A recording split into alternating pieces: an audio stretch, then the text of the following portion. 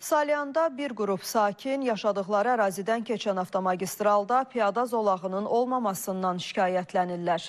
Söhbət Salyan şəhərinin 400-dən çox sakini olan 20 yanvar küçəsindən gedir. Zolağı yoxdur, keçid zolağı yoxdur. Sürət həddindən artıq yüksəkdir.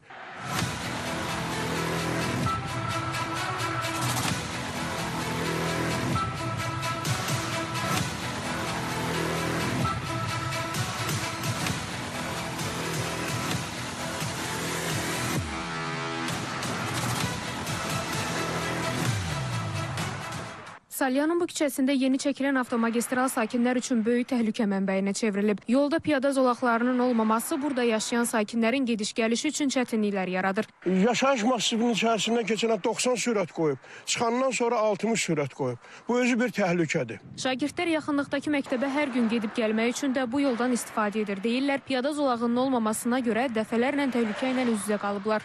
Sürəti də özünüz görürsünüz ki, hansı sürətlə gedir. Uşaqlar da məktəbə gedirlər, qalırlar belə. Bütün valideynlər girirsə, cavan gəlinlər, hamısı uşaqlarla gedir, uşaqlarla gəlir də. Bir də bu uşaqlara görə. Asfalt yol salıblar, keçid qoymayıblar. Səhər-səhər valideynlər uşaqları özləri aparır, abed vaxtı özü gətirir.